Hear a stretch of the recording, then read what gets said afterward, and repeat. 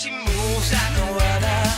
Her body swinging in a way that screams out my name.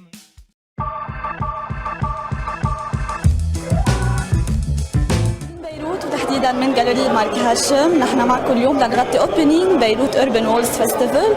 رح يكون لنا حديث مع مستر مارك هاشم وعدد من الارتست والديزاينرز اللي عم يشاركوا بهيدا الايفنت. خليكم معنا.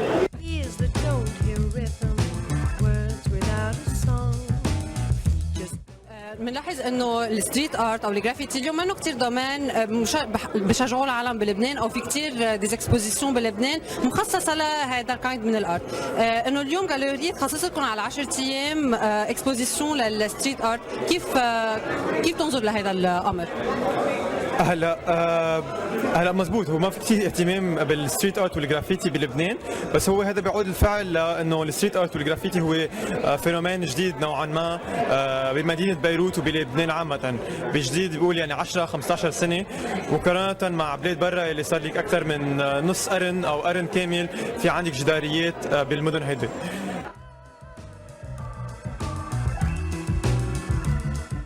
بعتبر انه يكون في جاليري عم بتتضمن الجرافيتي داخل صالاتها هو نوع من الاعتراف بهذا الفن، على انه عم يكبر ويصير اعتراف فيه انه هو نوع من الفن المعاصر.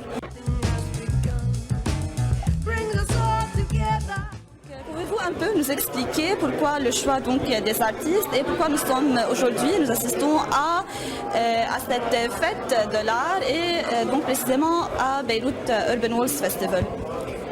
Alors, on a décidé avec la galerie Marc Hachem d'inviter des street artistes.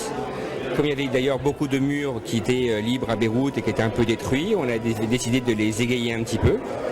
Donc on a pris une décision commune d'emmener des artistes un peu joyeux qui maîtrisaient parfaitement leur art sur les murs, et on les a amenés à Beyrouth, et en même temps on s'est dit pourquoi pas faire une exposition en même temps. Donc on a fait une exposition hors les murs et dans les murs, donc inside et outside.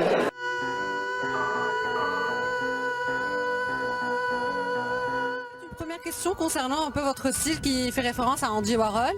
Mais pourquoi Andy Warhol en particulier? Non, mais lui, pas plus qu'un autre, c'est des références qui font partie de la mémoire collective. Donc la boîte de tomates, c'est des symboles qui sont ancrés dans la mémoire des gens. Je les utilise pour véhiculer d'autres choses. Alors, en fait, on remarque qu'il y a également votre œuvre donc, qui est juste derrière nous. Est-ce que vous pouvez nous en parler un peu plus?